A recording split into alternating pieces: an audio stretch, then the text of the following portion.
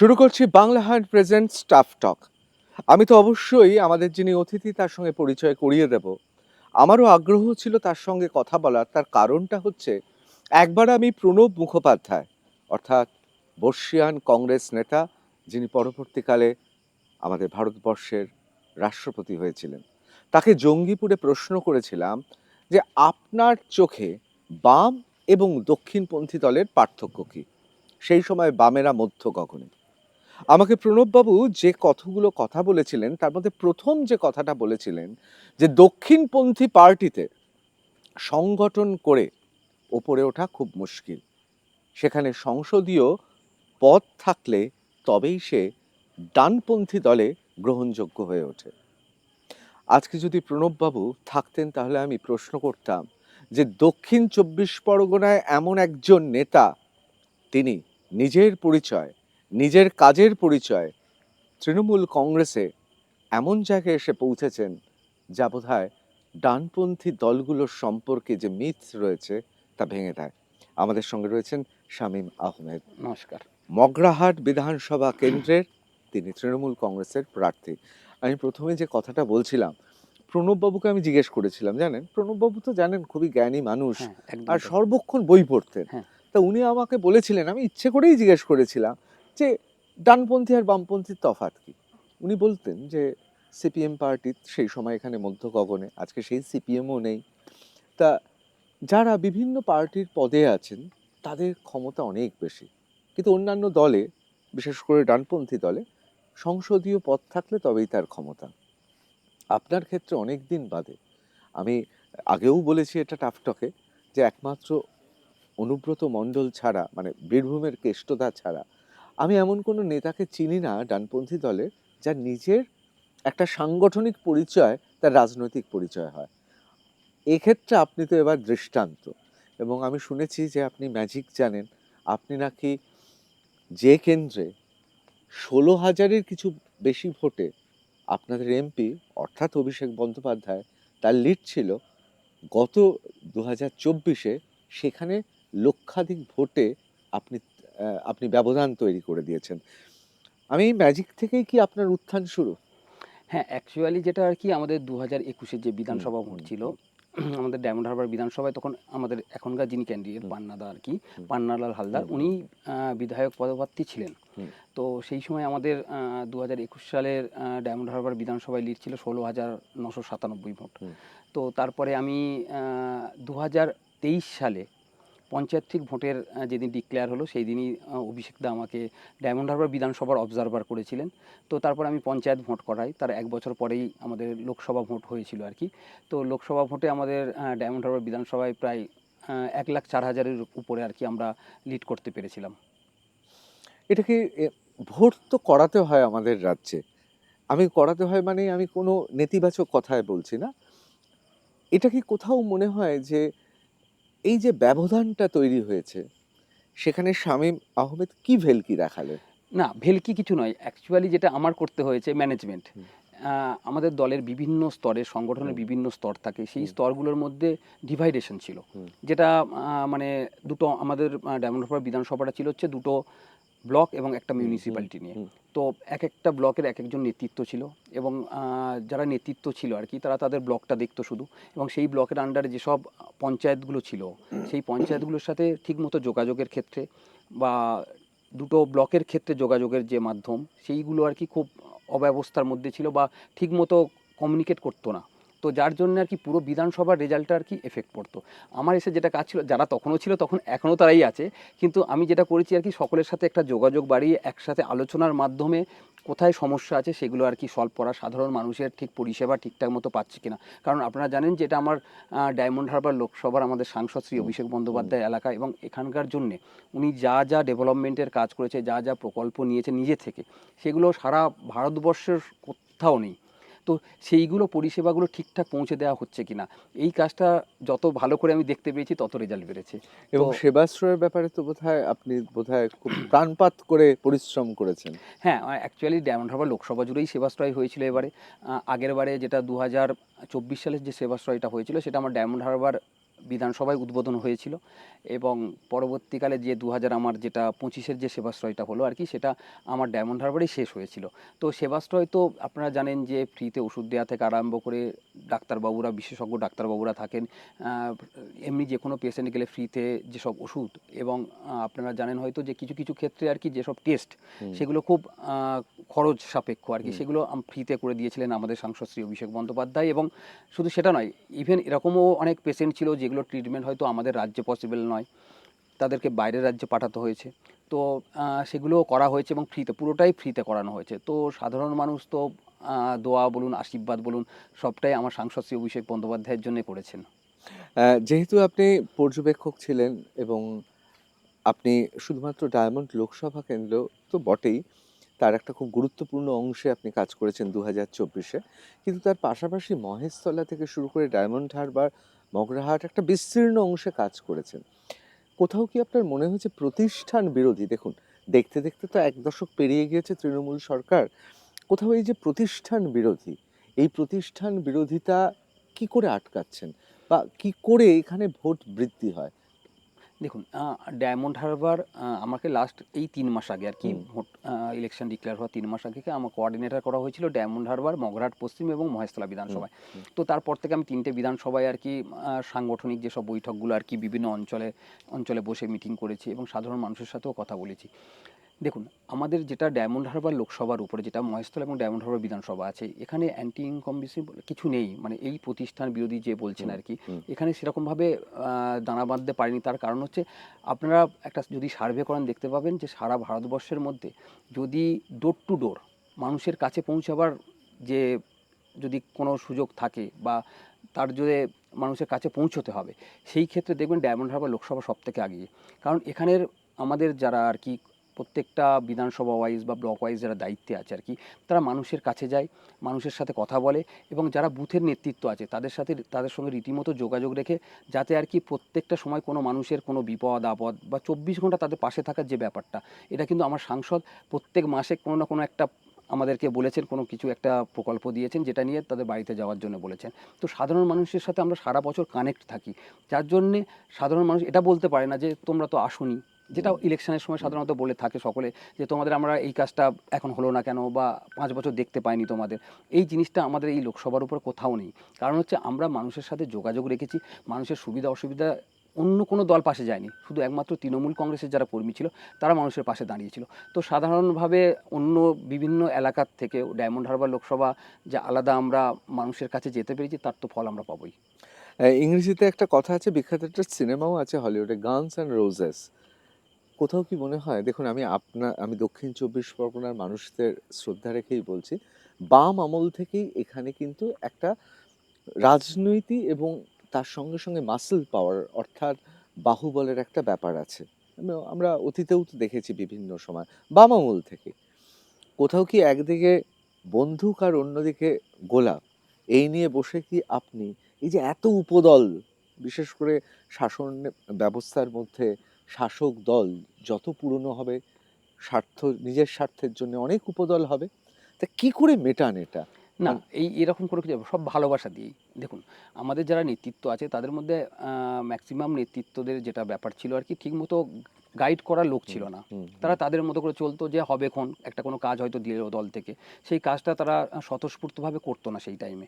তো আমি যেটা এসে করেছি ফার্স্ট, যে কাজ করতে হবে। ঠিক আছে, মানুষের জন্য আমরা রাজনীতি করছি, মানুষের জন্য। তো মানুষের কাছে যেতে হবে, মানুষের কথা শুনতে হবে, তাদের সমস্যার কথা। কারোর হয়তো দেখা যাবে একটা বাড়ির সামনে রাস্তার সমস্যা আছে, তো আমাদের ডেভেলপমেন্টের কাজ লাস্ট 5 বছরে পথশ্রী থেকে আরম্ভ করে প্রচুর কিছু আমাদেরকে আমাদের নেত্রী মমতা বন্দ্যোপাধ্যায় আমাদের নেতৃত্বে যে সরকার আছে সেখানে দিয়েছেন। তো সেখানে পথশ্রীর কাজ যদি থাকে, তাহলে যেসব রাস্তাগুলো খারাপ হয়ে আছে সেগুলো কেন আমরা ভালো করব না? আমাদের তো সুযোগ দিচ্ছে করার। হুম। তো এইগুলো যদি ঠিকঠাক মতো আমরা না জানি যে কোথায় কাজের প্রয়োজন, তাহলে কি হয় ব্যাপারটা, যে আমরা যতটা কাজের প্রয়োজন আছে সেই কাজটা না চেয়ে হয়তো অন্য জায়গায় আমরা দিয়ে দিলাম যেখানে প্রয়োজন কম আছে। তো ফার্স্ট আমরা প্রায়োরিটি অনুযায়ী যে মানুষের কোথায় দরকার আছে সেই সব কাজগুলো আগে আমরা করাবার জন্য ব্যবস্থা করেছি। এবং যেটা বলছেন আর কি, যে এই যে বন্দুক রাখা বা গোলাপের ব্যাপার, ওরকম কোনো কিছু ব্যাপার ডায়মন্ড হারবার লোকসভা জুড়ে তো নেই। কারণ এখানে আমরা সত্যিই সকলে যারা নেতৃত্ব দিই এখানে, সকলে আমাদের নেতা অভিষেক বন্দ্যোপাধ্যায়, যিনি বলেন সবসময় যে মানুষের পাশে থেকে 24 ঘন্টা তাদের সঙ্গে থেকে একই ফ্যামিলির মেম্বার হয়ে কাজ করার জন্য। তা আমরা সাধারণ মানুষের কাছে সবসময় থাকি, তাদের বাড়িতে যাই, তাদের সঙ্গে কথা বলি, তাদের সমস্যার কথা শুনি। আমাদের দিক থেকে যতটা সম্ভব আমরা চেষ্টা করি তাদের পাশে থেকে তাদের উপকার করার। যেহেতু এমবিএ পড়েছেন, বোধহয় আপনাদের সাংসদ অভিষেক বন্দ্যোপাধ্যায়ের সঙ্গে কাজ করার ক্ষেত্রে বোধহয় এমবিএ পড়াটা বোধহয় কাজে লেগেছে।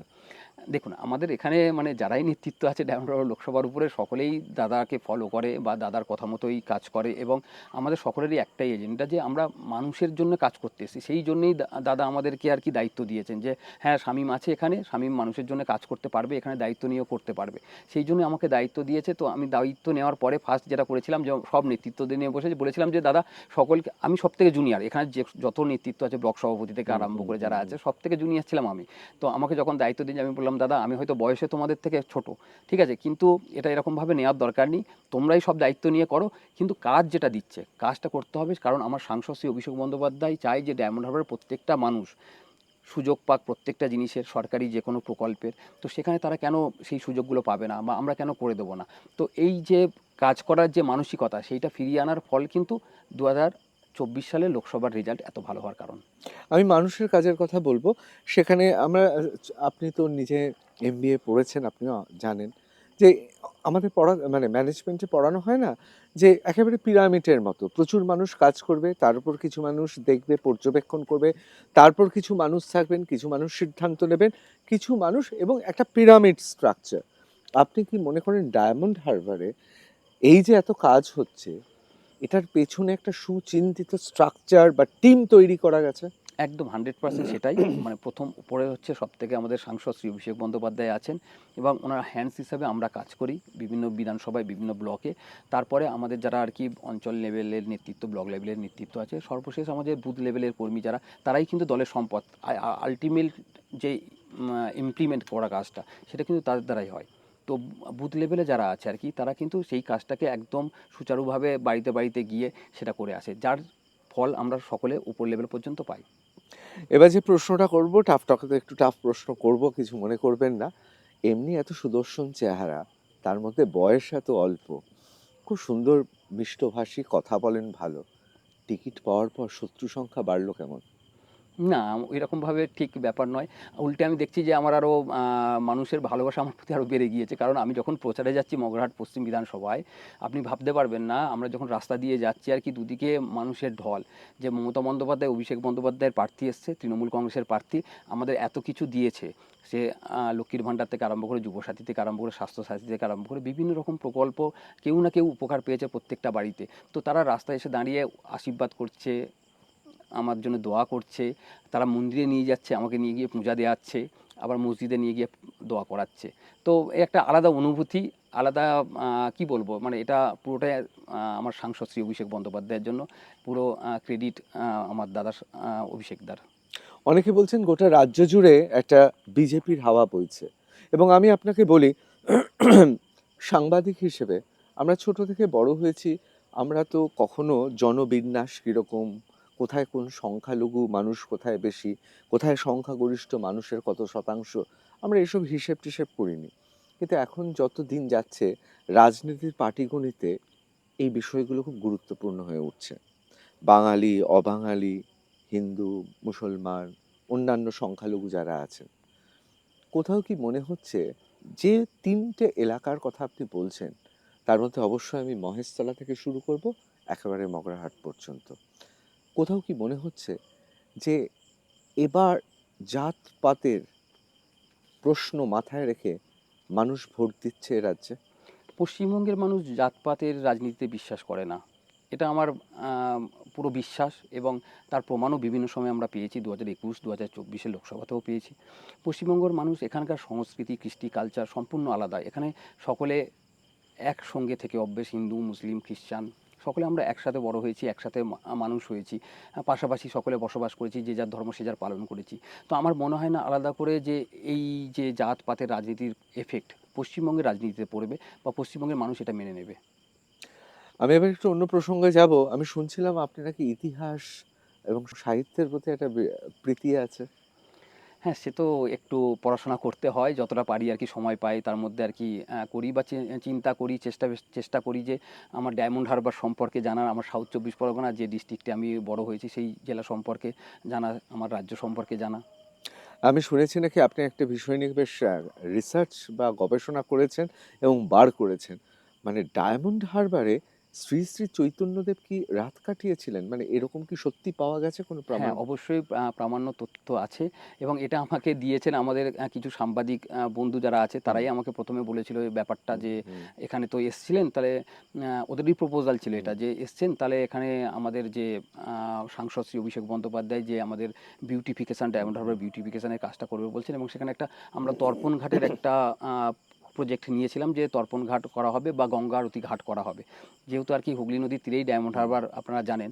তো যখন আমাকে বলেছিল যে এখানে এই ঘাটটার নাম যদি চৈতন্যদেবের নামে দেওয়া হয় তাহলে খুব ভালো হয়, বা মানুষ এটাকে, যেহেতু একটা ঐতিহাসিক ব্যাকগ্রাউন্ড আছে এখানকার, তো আমি সেটা আমার সাংসদ শ্রী অভিষেক বন্দ্যোপাধ্যায়কে বলেছিলাম।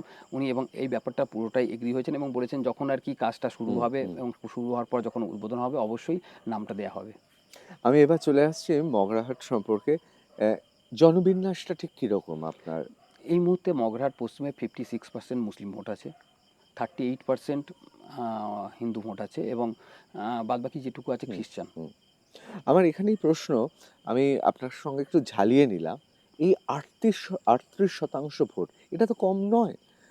কোথাও কি মনে হয় যে বিভিন্ন জায়গায় আমরা দেখেছি, ধরুন মালদার মানে আমি যদি বলি কালিয়াচক বা বিভিন্ন মুর্শিদাবাদের বিভিন্ন জায়গা আছে, যে জায়গাগুলো আমরা দেখেছি যে সেখানে সংখ্যাগরিষ্ঠ রাজ্যের হিন্দু সেখানে সংখ্যালঘু, এবং কোথাও সে আবেগটা একটা কাজ করে, অনেকে বলে অনিশ্চয়তা কাজ করে। আপনার কেন্দ্রে যেহেতু 56% সংখ্যালঘু মানুষ আছেন, যাদের আমরা রাজ্যে সংখ্যালঘু বলছি, আসলে এই 38% মানুষ এখানে সংখ্যালঘু।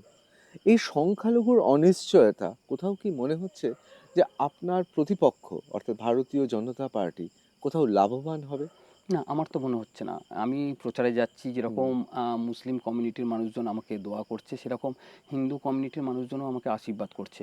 আমার ধারণা এইবারে তো মানে বিজেপি যে ভোটটা পেয়েছিল আগেরবারেও হুম, বিধানসভা ভোট হুম, বা লোকসভা হুম, ভোটে, তার থেকে অনেকটা কমে যাবে এবারে বিজেপির ভোট। কারণ হচ্ছে বললাম জাতপাতের রাজনীতি হুম, মগরাহাট পশ্চিমের মানুষও মেনে নেবে না। এবং আমি বলছি আপনাদের, আপনারা ধরে রাখুন যে 60 থেকে 70% হিন্দু ভোট আমি এবার পেতে চলেছি। মানে এইরকম ব্যাপার মানে নেই যে, এতটা আত্মবিশ্বাসী? হ্যাঁ, একদম 100% আমি এরকম ভোটই পাবো এবারে হিন্দু ভোট। ঠিক আছে? কারণ আ আমি যখন প্রচারে গিয়েছি, মানুষের যে স্বতঃস্ফূর্ততা দেখেছি এবং মানুষের মধ্যে যে আবেগ দেখেছি, এটা হতেই পারে না যে এরকম কোনো কিছু ব্যাপার আছে। আর সবথেকে বড় ব্যাপার, সকলে এটা প্রমাণিত। কারণ আমি ডায়মন্ড হুম, হারবার বিধানসভা, আপনি যেটা বললেন আরকি, হুম, যদি ওই জনবিন্যাসের দিকে আমি ডায়মন্ড হারবার বিধানসভার দিকে হুম, তাকাই, হুম, তাহলে ডায়মন্ড হারবার বিধানসভায় কিন্তু 42% মুসলিম এবং 58%, প্রায় আর হিন্দু। কি 57-8% হুম, আর কি হিন্দু ভোট। তাহলে সেখানে আমি 1,04,000 ভোটে লিড করাতে পারতাম না আমি নেতৃত্ব দিয়ে? তো আমি তো একটা মুসলিম ফেস বা সংখ্যালঘু ফেস। তো সেই যদি এই যে ব্যাপারটা থাকতো আর কি, যে হিন্দু মুসলিমের মধ্যে ডিভাইডেশন, বা আমরা যেখানেই যাই একটা জিনিসই বলি যে তৃণমূল কংগ্রেস কোনোদিন কোনো ধর্ম নিয়ে রাজনীতি হুম, করতে চায় হুম। না। আপনি আপনার ধর্ম বাড়িতে করুন, আমি আমার ধর্ম বাড়িতে করব, অবশ্যই করব। আমার ধর্ম করার অধিকার আছে, সেটা আমি করব। কিন্তু সেটা হবে আমাদের বাড়ির মধ্যে, সেটা রাজনীতিতে আসবে না। যে যার ধর্ম সে যার পালন করুন। বাংলার যেটা ঐতিহ্য সেটা সকলে আমরা বজায় রাখবো। সেরকমভাবেই আমি কিন্তু প্রচারেও বলি এবং সব জায়গায়, সব আমাদের তো যারা নেতৃত্ব আছে তাদের মধ্যেও এই জিনিসটা বলা আছে যে আপনারা কিন্তু সকলে এটাই বলবেন যে আমরা আমাদের ধর্ম বাড়িতে অবশ্যই করব, আমাদের ধর্ম পালন করতে কেউ বাধা দেবে না, এবং আমরা কি খাবো কি পরবো সেটা আমার দল কোনোদিন ঠিক করে দেবে না। সেটা আমার রুচি যেরকম খাবার সেটাই আমি খাবো। না, সত্যি বলছি আমারও খুব আশ্চর্য লাগে। আজ থেকে আমরা যখন সাংবাদিকতায় প্রথম এসেছি, আমরা এরকম ভাবে তো ভাবতাম না, প্রশ্ন করার কথাও ভাবতাম না। আজকে এই প্রশ্নগুলো করতে হচ্ছে তার কারণ সাম্প্রতিককালের রাজনৈতিক ঘটনা। আপনি যেহেতু মহেশতলা থেকে মগরাহাট পর্যন্ত বিস্তীর্ণ অংশে রয়েছেন, এবং এখানে তো দেখুন, এটা তো অস্বীকার করা যাবে না, উন্নয়ন তো হয়েছে। আবার এটাও অস্বীকার করা যাবে না, অনেক কাজ কিন্তু বাকিও আছে। বিশেষ করে কোন কোন ক্ষেত্রগুলো আপনার মনে হয় যে মগরাহাটের ক্ষেত্রে আপনি বিধায়ক হলে সবার আগে সেই বিষয়গুলো দেখবেন? একদমই তাই। দীর্ঘদিন ধরে আমি যখন কোঅর্ডিনেটর ফার্স্ট হলাম আর কি, তখন আমার যখন নেতৃত্বদের সঙ্গে মিটিং করলাম, আমাদের যারা জনপ্রতিনিধি আছে তাদের সঙ্গে যখন মিটিং করলাম, তাদের কিছু স্পেসিফিক কিছু আর কি জিনিস নিয়ে ডেভেলপমেন্ট নিয়ে তাদের বক্তব্য ছিল। যেমন হচ্ছে, একটা হচ্ছে আমাদের আহ, শিরাকোল হয়ে শেরপুর হয়ে হুম হুম উস্তি পর্যন্ত একটা হচ্ছে খাল। হুম এই খালটা সংস্কার করার হুম জন্য, কারণ এখানে পানের বরজ আছে বা হুম হুম হুম পানের ব্যবসায়ীরা আর কি এই শেরপুর হুম অঞ্চলে আর হুম কি হুম প্রচুর পানের বরজ আছে এবং পান হুম ব্যবসায়ীরা হুম থাকে। তো তাদের বক্তব্য ছিল যে এই যে খাল না কাটার ফলে, দীর্ঘদিন সংস্কার না হওয়ার ফলে ঠিকমতো তারা জল পাচ্ছে না, যার জন্য তাদের ব্যবসায় ক্ষতি হচ্ছে। তো আমি এটা আমার সাংসদ শ্রী হুম অভিষেক হুম বন্দ্যোপাধ্যায়কে হুম জানিয়েছিলাম।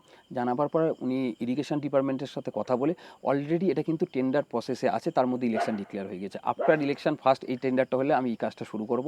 আরও একটা ছিল আর কি দীর্ঘদিনের দাবি ওদের, যে একটা উস্তিতে একটা ব্রিজ আছে, এই ব্রিজটা আর কি বন্ধ হয়ে পড়ে আছে হুম এবং হুম এটা নতুন করে করার ব্যাপার আছে। তো এটাও আমি অলরেডি সাংসদকে বলে আর কি টেন্ডার কমপ্লিটও করে দিয়েছি, ফিনান্সিয়াল বিলে আটকে আছে। হুম তো ভোটের পরে এই ব্রিজের কাজটা যদি হয়ে যায়, মানে অনেক কিছু পার্টের আর কি আমাদের মগরাহাট পশ্চিমের, যেটা আর কি এই ব্রিজটা, সামান্য ব্রিজটা খারাপ হয়ে যাওয়ার জন্য তাদের প্রায় 8-10 কিলোমিটার ঘুরে আর কি উস্তিতে আসতে হয়। তো সেই প্রবলেমটা এই ব্রিজটা হলে সমস্যার সমাধান হয়ে যাবে। এছাড়াও যেটা বিভিন্ন সময়ে দাবি এসছে যে কিছু রাস্তার রিপেয়ারিং করার, এবং জলের সমস্যার কথা অনেকে বলেছেন। তো জলের সমস্যাটার জন্য আর কি আমাদের, আপনারা জানেন যে আমাদের ডোঙারিয়া জল প্রকল্পের কাজ মগরাহাট পশ্চিম বিধানসভা হুম জুড়েও হুম হচ্ছে, কিন্তু ব্যাপারটা পুরোটা এখনো কমপ্লিট হয়নি। তো বিধানসভা ভোটে আমি যদি জিতে আসি আর কি, তারপরে আমার যদি কাজ শুরু করতে হয়, আমি এই কাজগুলো কিন্তু প্রায়োরিটি দিয়ে করব। এরকম একজন সাংসদ পাওয়াটা বোধহয় খুব বড় একটা অ্যাডভান্টেজ আপনার। একদমই তাই, মানে আমার সাংসদ আমার আইডল। আমি রাজনীতি করি আমার সাংসদ শ্রী অভিষেক বন্দ্যোপাধ্যায়কে দেখে।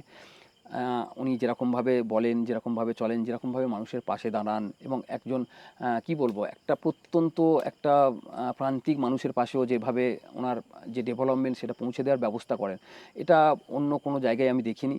এবং আমার সাংসদের প্রতি সেই জন্যেই আমার এত ভালোবাসা, বা আমাদের যারা ডায়মন্ড হারবার লোকসভা জুড়ে আমরা যারা রাজনীতি করি, তারা কিন্তু এইভাবেই সাংসদকে দেখেই রাজনীতিটা করি। শামীম, আপনি কি করে রাজনীতিতে এলেন? রাজনীতিতে আসা বলতে আমার ছোটবেলায় আমার ফ্যামিলি আর কি। আপনার মা তো কংগ্রেসের সঙ্গে জড়িয়ে ছিলেন এবং তিনি তো জনপ্রতিনিধি হিসেবে নির্বাচিতও হ্যাঁ, হয়েছেন। তখন আর কি কংগ্রেস হুম তৃণমূলের জোট হুম ছিল হুম হুম 2003 হুম সাল, হুম ঠিক আছে? তখনই আমার মা আর কি সদস্যা হয়েছিলেন তাও তো প্রথম খুবই গ্রাম ছোট পঞ্চায়েত। আপনি। হ্যাঁ, আমি অনেক ছোট আর কি, ঠিক আছে? তারপরে বাবাও মেম্বার হন, হুম ঠিক হুম আছে, হুম সদস্য হন গ্রামের, ঠিক হুম আছে? তো তারপরে আর কি আমি যখন আর কি পড়াশোনা করতে গেলাম, প্রথমে ফকিরচাঁদ কলেজে আর কি হুম স্টুডেন্ট পলিটিক্সের সাথে যুক্ত হলাম এই 2008, 9, 10 এরকম টাইমে আর কি। তখন সবে সবে আর কি সিঙ্গুর নন্দীগ্রাম হয়ে উঠছে আর কি, মানে শেষ মানে হয়ে গেল হুম আর কি, হুম তারপরে পরে আর কি এরকম সিচুয়েশানে।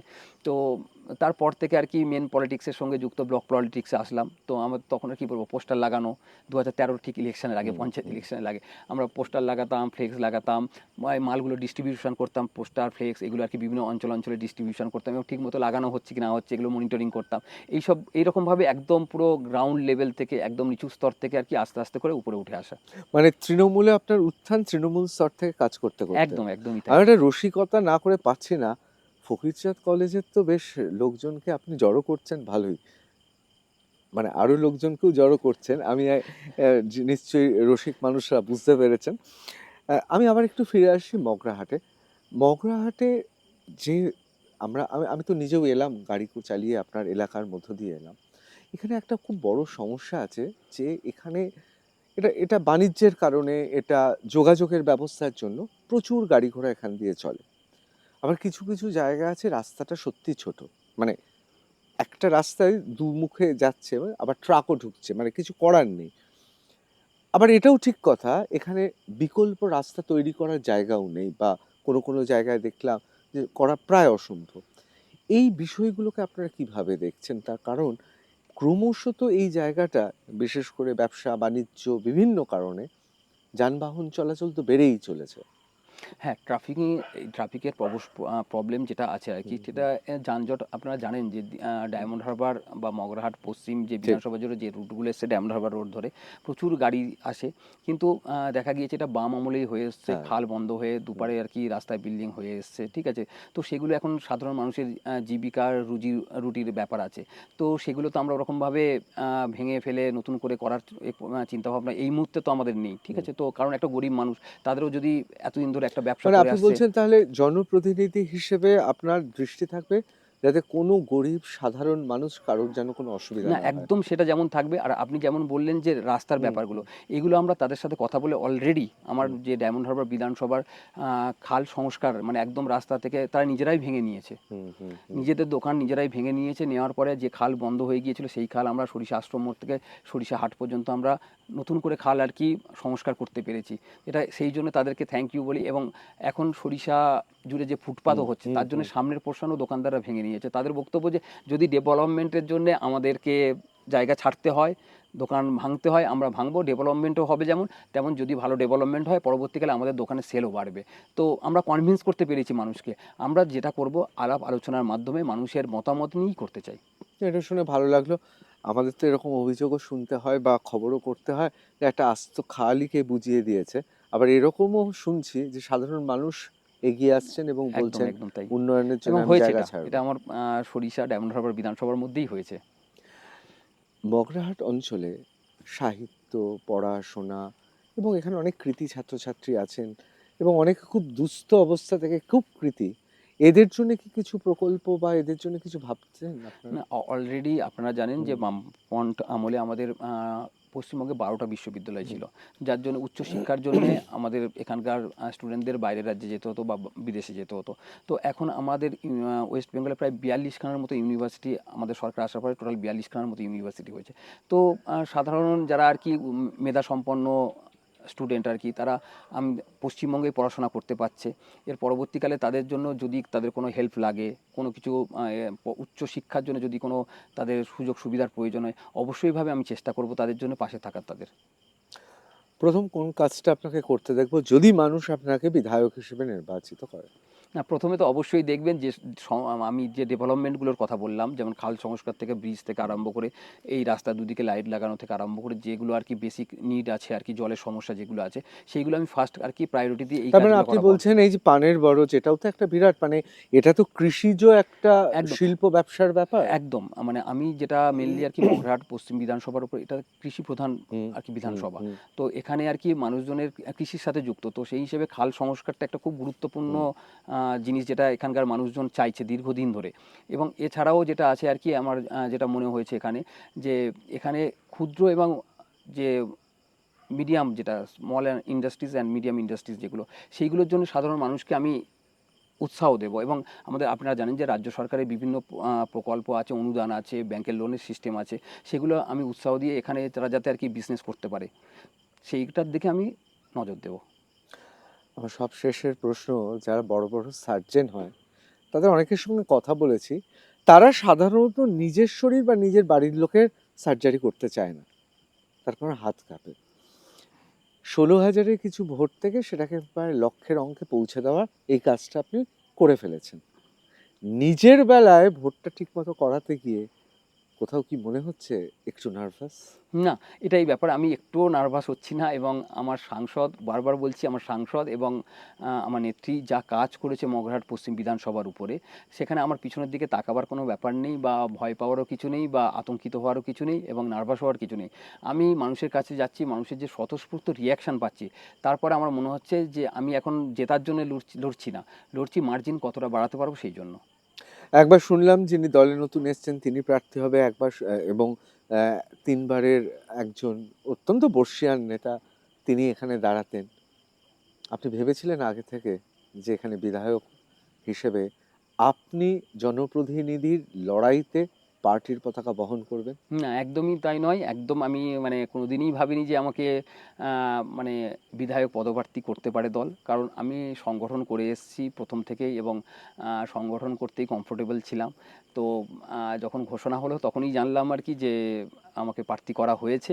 এবং এটা কি বলবো, আমার পুরোটাই আমার সাংসদ শ্রী অভিষেক বন্দ্যোপাধ্যায় মনে করেছেন যে শামীমকে প্রার্থী করা যেতে পারে, সেই জন্যই করেছেন। সেই জন্য ওনাকে থ্যাংক ইউ। সারা জীবন কি রাজনীতি করবেন? মানে ভোটের ফলাফল যাই হোক, দেখুন আপনি জিতবেন কি হারবেন সেটা মানুষ ঠিক করবেন, আমি এ বিষয়ে কিছু বলছি না। কিন্তু ভোটের ফলাফল যাই হোক, রাজনীতি চালিয়ে যাবেন? না, একদমই তাই না, সারা জীবনের জন্য নয়। কারণ আমার সাংসদও সে কথাই বলে এবং আমিও বলছি যে একটা বয়স পর্যন্ত আমি রাজনীতি করব এবং সেটা যতটা আমার শরীর দেবে, মন দেবে সেই বয়সটুকু। ঠিক আছে? সেটা ৫০ হতে পারে, ৫৫ হতে পারে বা ৬০ হতে পারে। তার বেশি নয়। রাজনীতি আপনার কাছে কি? মানুষের পাশে থাকা, মানুষের জন্য কাজ করা। অভিষেক বন্দ্যোপাধ্যায়কে সাংসদ হিসেবে আপনি তারই দলের একজন অনুগত কর্মী হিসেবে, সৈনিক হিসেবে, সেনাপতি হিসেবে, যে যেভাবে নেবে, আপনি কি মনে করেন যে তিনি সাংসদ হিসেবে যে ভোট, এটা তো একটা রেকর্ড ভোটে জেতা সাংসদ হিসেবে, তাকে আপনি কি মনে করেন যে এই যে ফলাফলটা, এই ফলাফলটা কিসের জন্য? মানুষের ভালোবাসা, মানুষের জন্যে যে কাজ করেছে, মানুষ তার ভালোবাসা ফিরিয়ে দিয়েছে। মানুষের জন্যে যা, যা প্রকল্প করেছে সে আপনারা দেখবেন কোভিডের পিরিয়ড, যে সময় কোভিড ছিল আর কি, সেই সময় কল্পতরু। হুম। মানুষ তখন বাড়িতে বসে, কাজ নেই, খাবার সেরকমভাবে সংস্থান নেই। এরকম একটা সিচুয়েশানে যারা ফোন করেছে, যারা খাবার চেয়েছে, তাদের বাড়িতে খাবার পৌঁছে দেওয়া, খাবার তৈরি করে খাবার পৌঁছে দেওয়া, এই জিনিসটা সারা ভারতবর্ষ, সারা পৃথিবীতে কেউ করেনি এবং আপনি এর নজিরও পাবেন না। এরপরে এক ডাকে অভিষেক, কারণ যে কোনো সমস্যায় এই ডায়মন্ড হারবারবাসী ফোন করেছে ডাইরেক্ট অভিষেক বন্দ্যোপাধ্যায়কে, তার উপকার তারা পেয়েছে। একটা সামান্য তার বাড়ির সামনে হয়তো একটা রাস্তার সমস্যা আছে, কারোর হয়তো দেখা যাবে মাটির বাড়ি আছে, কারোর হয়তো দেখা যাবে যে জলের সমস্যা হয়েছে, এক ডাকে অভিষেকে ফোন করেছে, ১ মাসের মধ্যে উপকার পেয়েছে, তার কাজ হয়ে গিয়েছে। তো মানুষ কেন দেবে না, কেন ভোট দেবে না? আমি যখন কোনো কিছু সমস্যার মধ্যে পড়বো, আমার পাশে যে দাঁড়াবে তাকেই আমি দেখবো না? তো সেই একই, মানে অভিষেক বন্দ্যোপাধ্যায় ডায়মন্ড হারবারবাসীর প্রত্যেকটা খুঁটিনাটি প্রয়োজনে অভিষেক বন্দ্যোপাধ্যায়কে মনে করে এবং অভিষেক বন্দ্যোপাধ্যায় সেটা সলিউশন করে। তো সেই জন্যই অভিষেক বন্দ্যোপাধ্যায় ৭ লাখের উপরে ভোটে জিতেছে। প্রার্থী হিসেবে সবার বাড়ি যাচ্ছেন, সবার সঙ্গে কথা বলছেন, এবং আমি শুনেছি, আমার কাছে খবর আছে, যাই বাড়িগুলো বিরোধী আপনি জানেন সে বাড়িতেও আপনি যাচ্ছেন, আমি খবর নিয়েছি। এরকম তো হয়, আমি তো সাংবাদিক হিসেবে অনেক জনপ্রতিনিধিকে ভোটে লড়তে দেখেছি, জিতে যাওয়ার পর অনেককে আর হদিশ মেলে না। সাধারণ মানুষ কিভাবে যোগাযোগ করবে শামীম আহমেদের সঙ্গে? অবশ্যই সাধারণ মানুষ আমার উস্তিতে আর কি, মগরাহাট পশ্চিম বিধানসভার যে মেন জায়গা উস্তি আর কি, আমাদের ব্লক অফিস যেখানে আছে, তো উস্তিতে আমার এমএলএ অফিস থাকবে, যদি এমএলএ হয়ে যাই আমি। ঠিক আছে? সেখানে জনসাধারণের জন্য ২৪ ঘন্টায় খোলা থাকবে এবং আমি নিজে থাকবো। এছাড়াও আমি কথা দিচ্ছি প্রত্যেকটা অঞ্চলে আমি অন্তত মাসে একবার করে নিজে যাব, নিজে গিয়ে বসবো আর কি, সেখানকার সমস্যার কথা শুনবো, মানুষের সাথে কথা বলবো। এবং এই যে আপনি যেটা বললেন যে আমি কিন্তু এটাতেই বিশ্বাসী যে এই ভোট হয়ে গেল মানে যে আমার কাজ শেষ হয়ে গেল, এটা ব্যাপার না। ভোট তো হয়েছে, আমি জিতবো, এ ব্যাপারে যেমন আমি কনফিডেন্ট, সেরকম আমার দায়িত্ব আরও অনেক বেড়ে গেল। কারণ এই যে ৫টা বছর বা যতদিন আমি এমএলএ থাকবো আর কি, ততদিন তো মানুষের জন্য কাজটা করে যেতে হবে। তো এই আরও উল্টে আমার ওপর আর কি আরও দায়িত্ব বাড়লো যে তাদের ঠিকমতো আমি পরিষেবা দিতে পারবো এবং ঠিকমতো পরিষেবা দিতে হবে তাদের। এই যে জিনিসটা, তাদের কাছে আমি যে ঋণী হয়ে গেলাম, সেই ঋণটা আমাকে তো শোধ করতে হবে। তার জন্য আমি তাদের পাশে থাকবো। আমি আপনার সঙ্গে একটা অভিজ্ঞতা শেয়ার করি, আমি তার নাম করব না, তিনিও খুব বিশিষ্ট মানুষ।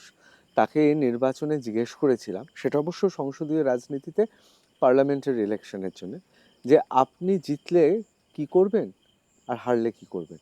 তিনি আমাকে অবাক করে জবাব দিয়েছেন, হারলে আমি বিদেশে চলে যাবো। উনি বিদেশেও পড়ান। যদি দেখুন, এটা তো গণতান্ত্রিক দেশ, জিতবো হারবো আগে তো কিছু বলা যায় না। যদি কোনো কারণে আমি ধরে নিলাম যে আপনি রাজনীতিতে, গণতন্ত্রে অঘটন ঘটতেই পারে, তাহলেও কি এইভাবেই কাজ করে যাবেন? একদম 100% মানুষের পাশে থাকবো। আমার রাজনীতি করার উদ্দেশ্যই মানুষের পাশে থাকা। জেতা হারা বা আমি সংসদীয় গণতন্ত্রে প্রবেশ করতে পারলাম কি না পারলাম সেটা খুব বড় ব্যাপার করে না, আমার কাছে ম্যাটার করে না অন্তত। আমি যেরকম মানুষের পাশে আছি, লোয়ার লেভেলে একদম গ্রামে যেরকম প্রান্তিক জায়গায় গিয়েও যদি কাজ করার সুযোগ পাই, আমি সেখানে গিয়ে মানুষের জন্য কাজ করব। এটাই আমার এম। সিপিএম কি এবার ভোট কেটে ভারতীয় জনতা পার্টি, অর্থাৎ এ রাজ্যের খাতায় কলমে প্রধান বিরোধী দল, তাদের কি ক্ষতি করছে, যেটা আপনাদের ক্ষেত্রে একটা খুব বড়, আপনারা মনে করছেন যে এটা খুব নিশ্চয়তার ব্যাপার? সিপিএমের ভোট পার্সেন্টেজ কোথায়, সেই তো 1-2%, লাস্ট ইলেকশনের পর্যন্ত সেটাই। তো কোনো কিছু এফেক্ট পড়বে বলে তো মনে হয় না। গণতন্ত্রে, উন্নত গণতন্ত্র এবং তার সঙ্গে সঙ্গে এমন অনেক জায়গায় গণতান্ত্রিক সমস্ত ব্যবস্থা আছে, কিন্তু গণতন্ত্রটা প্র্যাকটিস হয় না। ধরুন, জনপ্রতিনিধি হিসেবে নির্বাচিত হলে আপনাকে ভোট দেয়নি বিরোধী, আপনার, আপনি জানেন সেটা, তার হয়েও কাজ করবেন? একদম। আমি যদি বিধায়ক হই, তো আমি যেমন তৃণমূল কংগ্রেসেরও যারা ভোট দিয়েছে তাদের বিধায়ক, যারা বিজেপিতে ভোট দিয়েছে তাদেরও বিধায়ক, আবার যারা অন্য কোনো দল বা অন্য কোনো কাউকে পছন্দ করে ভোট দিয়েছে তাদেরও বিধায়ক। আমি যদি বিধায়ক হই তো আমি সকলের জন্যই কাজ করব। খুব পরিশ্রম হচ্ছে এখন? সারাদিন মানুষের কাছেই থাকি। আগেও সেই একই রকমই হতো, যখন সংগঠন করতাম তখনও যেরকমভাবেই চলতো আর কি, এখনও সেরকমভাবেই চলছে, আলাদা কিছু মনে হচ্ছে না। অবশ্যই কথা দিতে হবে। নির্বাচনে তো খুব ব্যস্ত আপনি। নির্বাচনের ফলে পরে ফলাফল যাই হোক না কেন, ৩ মাস বাদে কিন্তু আবার আসবো এবং তখন আমরা কিন্তু একেবারে সরেজমিনে দেখিয়ে নেব যা, যা বলেছেন সেগুলো ঠিক নাকি। অবশ্যই একদম ওয়েলকাম। আপনি ৩ মাস কেন, আপনি প্রত্যেক মাসে একবার করে আসবেন। আমার কোনো কিছু ব্যাপার নেই। আমি বারবার করে বলছি যেটাই একটাই, যে আমি মানুষের জন্য কাজ করতে চাই এবং করব। এটা আপনি ৩ মাস পরেও আসবেন বলছেন, আপনি ৩ মাস পরে এসে এটা আর দেখে একটা নেবেন। প্রশ্ন না করলে নয়। আমি দর্শকদের বারবার করে বলে দিচ্ছি, ৪ঠা মে জানা যাবে ফলাফল কি এবং উনাকে কি আমি প্রশ্ন করেছি ইয়া হলে কি করবেন এবং অমুকটা হলে কি করবেন। সুতরাং আমি কোনো কিছু সিদ্ধান্ত নিচ্ছি না, কিন্তু আমি শেষ একটা প্রশ্ন, সব শেষ হয়ে যাওয়ার পরেও একটা প্রশ্ন থেকে যায়, বিরোধীরা নির্বাচনের সময় অভিযোগ করে যে তারা বড় ভীত সন্ত্রস্ত থাকে। ভোট পরবর্তী হিংসার ঘটনা বিভিন্ন সময় বিভিন্ন জায়গায় সাংবাদিক হিসেবে খবর পাই। দেখুন, সব অভিযোগ ঠিক কি ভুল আমাদের জানা সম্ভব নয়। শান্তি বজায় থাকবে তো? অবশ্যই শান্তি বজায় থাকবে। এবং আমি 2024-এর লোকসভা, ডায়মন্ড হারবার বিধানসভায় তো ইলেকশন করিয়েছিলাম। করবার পরে কিন্তু একটাও ভোট পরবর্তী হিংসার কোনো ঘটনা এই আমার বিধানসভার উপরে ঘটেনি। তো আপনি নিশ্চিন্ত থাকুন এবং আমাদের দর্শক যারা আছে তাদেরকেও নিশ্চিন্তে রাখুন যে আমার 3টে বিধানসভায় অন্তত ভোট পরবর্তী হিংসার কোনো কিছু ঘটনা ঘটবে না। অসংখ্য ধন্যবাদ। অত্যন্ত সুমিষ্টভাষী এবং তার সঙ্গে সঙ্গে সুদর্শন চেহারার অধিকারী। আমরা জানি না নির্বাচনের ফলাফল কি হবে, কিন্তু আমাদের তিনি কথা দিয়েছেন নির্বাচনের পর ৩ মাস বাদে আমরা আবার ফিরে আসব। অসংখ্য ধন্যবাদ। ঠিক আছে, নমস্কার, থ্যাংক ইউ। বাংলা হান্টের আরও খবর দেখতে নজর রাখুন। বাংলা খবর মানেই বাংলা হান্ট।